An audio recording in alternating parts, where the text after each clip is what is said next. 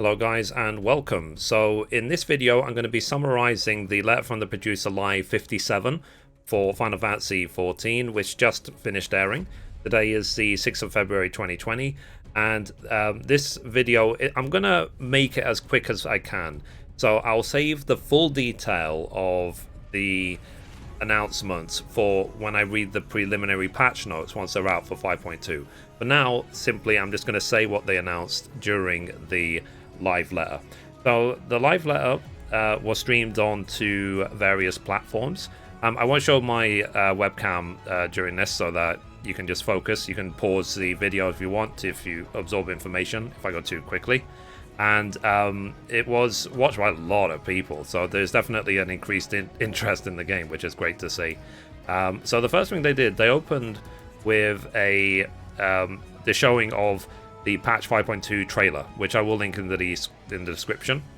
So, and there is different language versions as well. Square Enix tends to upload them in various different languages.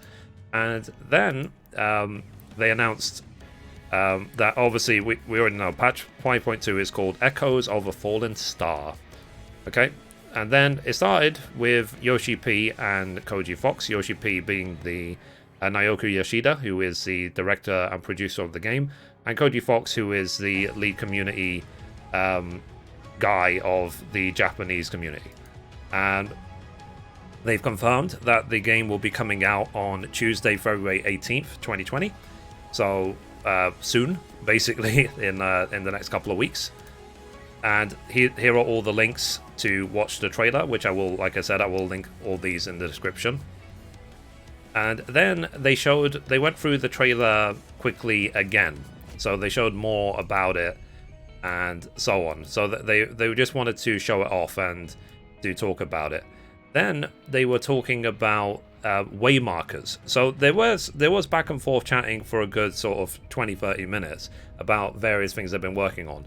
But I wanted to focus on just the real announcements they've made. So they were looking at the waymarkers in the game. So the waymarkers or field markers that you can put down during dungeons.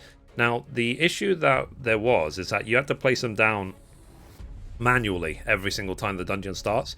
What they're now adding in 5.2 is the ability to save the layout. So you can configure them, save them. So in the save list, you'll be able to just click it, a saved one, and it will just lay it out the dungeon for you. So that'll be useful for raiders. And they went on with various examples in various dungeons of how that works. And then they showed what is coming in 5.2. So there'll be new main scenario quests. There'll be a new beast tribe called the Qitari, who focus on gathering.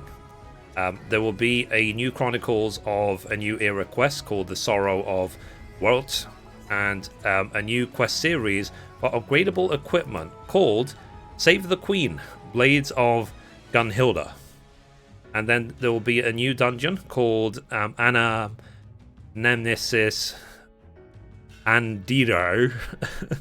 It's like, good luck saying that 3 times.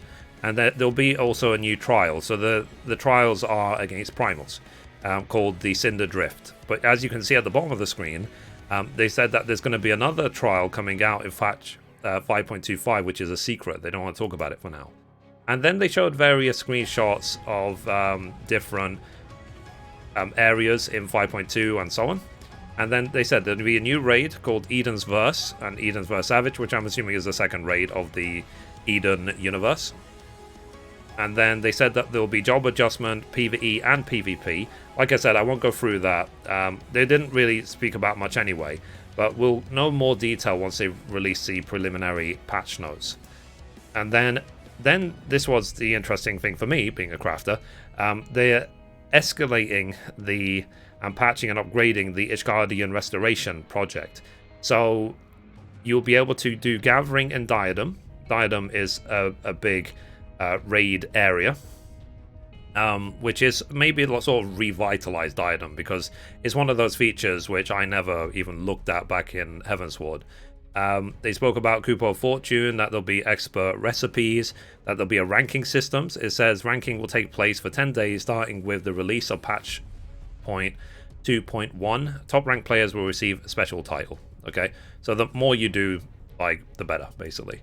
And then they spoke about crafting. So crafting is going to get updates. There's going to be fishing updates. They're going to be adding in sky steel tools in patch 5.25. They're going to be making changes to materia. They're going to be there will be also ocean fishing as well. And then miscellaneous updates. Allegan Tombstones of Allegory will be added. Additional new Game Plus chapters. Rank increase for free companies, which will be interesting. New courses in Leap of Faith, which we'll get onto in a moment. And fellowships can now be viewed on the companion app. Fellowships are sort of cross-server link shells, in case you didn't know they existed. And umbrellas will be added. Okay, right, you know, just it's miscellaneous. So, they were talking about various things they're adding, and like I said, job adjustments, we'll get onto that when the patch notes come out. And then they were talking more about the Qatari Beast Tribe. So they were running around the hub area of the Qatari Beast Tribe and showing it some more and how it's going to work. And you will need to be a gatherer in order to do this Beast Tribe. So just like the Ixali and the Mughals were focused on crafting, the Qatari will be focused on gathering. So I'm all for it. And then they showed off a random mount you can get with the Qatari. And then they spoke about the Leap of Faith course. So the Leap of Faith course is a gate dungeon, gate being from the Gold Saucer, and they showed it as a sort of, it's just like a funny side dungeon. So you can go into the Gold Saucer, as you can see, and then you can do the Leap of Faith. So you will have to get through all this, collect all of the markers that have the stars floating on them, and but as with all jumping challenges, if you fall off, you will be taken back to the beginning and you have to start again. And then they showed highlights of the Fan Fest and in Seoul, Korea. And that's how they finished off the live letter. Okay, so it was interesting. It was worth watching. I did like it, and it was very interesting. It's always interesting to see like how these Fan Fests have gone. The sort of interest in Final Fantasy XIV all over the world. So, and they said thank you very much, simple as that. So yeah, so anyway guys, that's it. I wanted to keep it brief because like I said, we'll get the raw detail once we have the preliminary patch notes for 5.2, so please look forward to that. Let me know in those comments down below, are you excited for 5.2?